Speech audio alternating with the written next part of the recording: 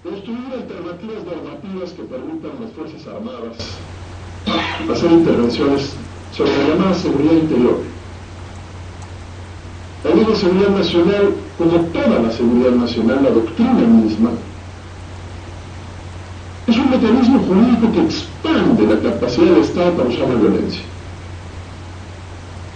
La seguridad nacional plantea una profunda crisis de sentido en el Estado moderno constitucional, porque la seguridad nacional es, desde su concepto mismo, la seguridad nacional escapa de los controles democráticos.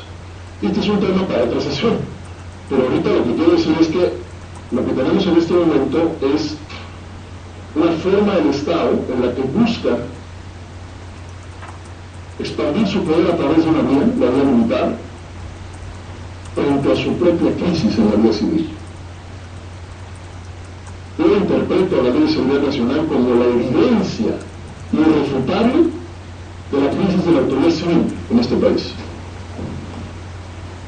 En mi columna del Universal el miércoles pasado hablé de dilemas, y el primer dilema que dije es muy claro. Para mí es clarísimo.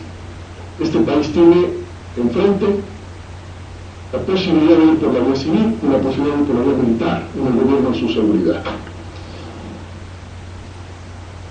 Tengo 25 años en este tema, no tengo ninguna duda de lo que estoy diciendo. Hay una expansión, a veces silenciosa, a veces no tanto, del poder militar. Y la Ley de Seguridad Nacional es fundamentalmente un proyecto militar, en este país al menos. Ojo, otros países de la región ya pasaron con la toma de control militar de la seguridad. México puede ir para allá. Esto, en un relato asociado a lo que decía antes, tiene que ver con la crisis del Estado, en su capacidad, en su incapacidad de imponer la violencia legítima sobre la violencia no legítima. No estamos hoy en capacidad estructural de imponer la violencia legítima sobre la violencia no legítima, y por eso la violencia no para. La violencia no para porque el Estado no lo logra. No lo logra. Y no solamente no logra detener la violencia ilegítima, sino que además el Estado mismo genera violencia ilegítima cuando no cumple el respeto, cuando no respeta a los niños en el ejercicio de la violencia. Si el Estado ejerce violencia desproporcionada, si el Estado abusa, si el Estado ejerce de manera brutal la violencia, la brutalidad policial, eso es un concepto teórico preciso que tiene que ver con el uso intencional de la violencia desproporcionada. En ese momento el Estado ejerce por sí mismo también la violencia ilegítima. Estamos en un escenario extraordinariamente complicado. Asistimos a una crisis estructural profundísima del Estado. Bueno, este no es un problema de coyuntura, no es un problema menor, no es un problema en el que tenemos que sentarnos a ver cuándo va a pasar.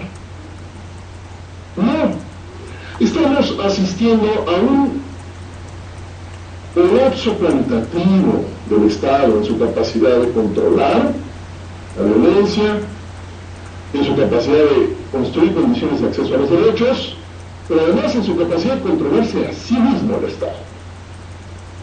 El presidente Calderón lanza, a días de haber tomado el poder, lanza la primera operación militar en Michoacán, y a los 7 meses de entregar el poder, promulga instrumentos de uso de la fuerza. Son los laborinos.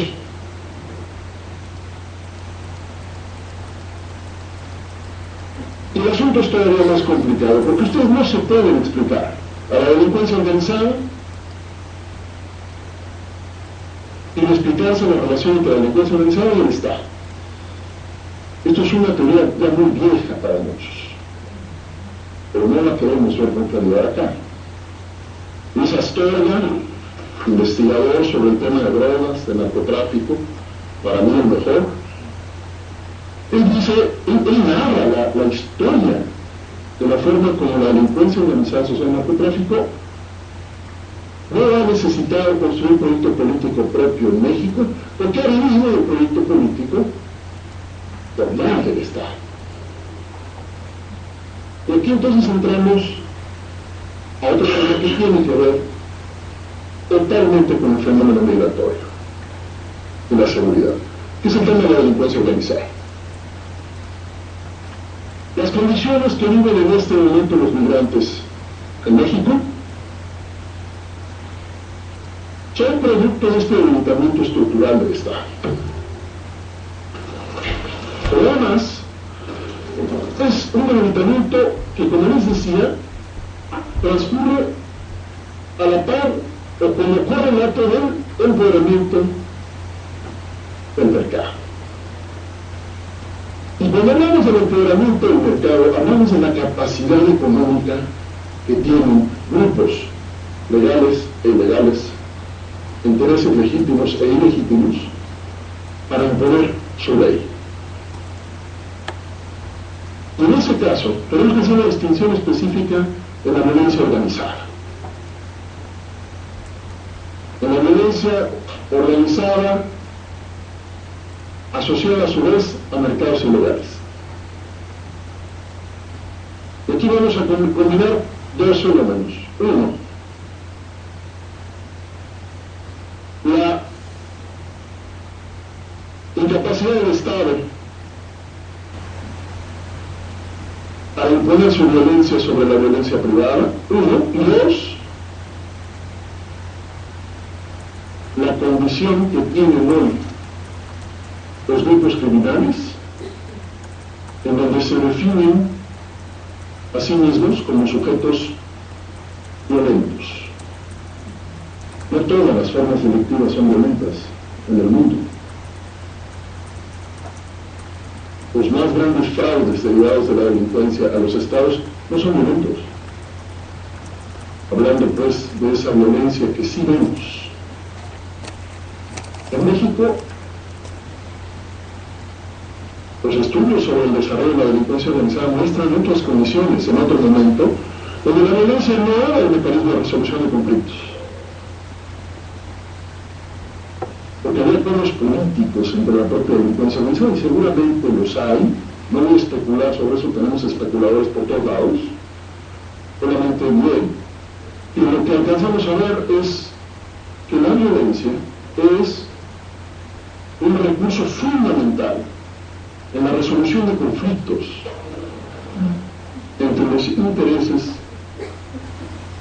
en colisión de distintos grupos criminales. En ese sentido, se reproduce la violencia privada por factores que tienen que ver con la desorganización del mercado, se reproduce la violencia privada por la incapacidad del propio Estado para contenerla, se reproduce la violencia privada por la incapacidad del propio Estado para contenerse también. Y por eso, la violencia. Por eso estamos viendo la violencia en la forma en la que la estamos observando. Hemos hablado tantos y tantos y tantos años del tema de la profesionalización de las instituciones. Y hoy debemos preguntarnos, yo recomendaría no preguntar tanto por qué no hemos logrado el esquema de profesionalización que está en el discurso, por qué en la realidad no hemos logrado, sino preguntarse mejor para un mejor análisis qué es lo que sí hemos logrado, o sea, para qué tipo de instituciones tenemos y para qué están. En su deber ser, las explicaciones son muy frágiles. ¿Qué instituciones deberíamos tener? Claro, necesitamos el horizonte de sentido normativo, por supuesto, pero para un análisis social profundo, un análisis institucional profundo, necesitamos entender para qué son estas instituciones. ¿Cómo se mueven estas instituciones? ¿Para qué sirven estas instituciones? Entonces, si vemos que en el flujo migratorio en este país existe una condición de riesgo extremo, estamos preguntándonos qué están haciendo las instituciones que no garantizan la seguridad de los migrantes. Porque lo que sí entendemos es que no garantizan la seguridad, eso ya lo entendemos. Pues, para un análisis profundo, de respuestas creo yo profundas, tenemos que preguntarnos qué es lo que sí están haciendo esas instituciones, en qué están ocupadas, a qué se dedican. Tenemos 500.000 policías en el país. En términos de relación entre el número de policías y el número de habitantes, no estamos mal. Ese no es el problema. El problema está en un diseño, que no construyó un esquema de profesionalización, en efecto, pero que tampoco construyó una relación con el ciudadano, de manera tal que nuestras instituciones policiales y nuestro sistema de justicia penal no colocan al ciudadano en el centro de su función. Son burocracias que están ocupadas fundamentalmente en otras cosas. En otras cosas que tienen que ver con rutinas internas, que también tienen que ver con el poder. Tenemos al menos un 80% de impunidad de homicidios en este país. Al menos, porque otros estudios dicen que más. 0.5 de cada 100 casos están en el sistema de justicia penal. Perdón, 0.5 de cada 100 casos donde hay un delito, el inculpable ante el juez. 0.5 de cada 100 casos donde hay un delito, el inculpable ante un juez. Entonces, les va a seguir dando malas noticias. Es la realidad de este país. Es un colapso estructural. Es un monopolio legítimo de la violencia que forma parte del centro del relato de la modernidad, está colapsado. Claro, no está colapsado de la misma manera para todos. Ustedes caen en las redes del sistema de justicia penal, van a tener recursos para defenderse. De una o de otra manera. Pero las mayorías no los tienen esos recursos.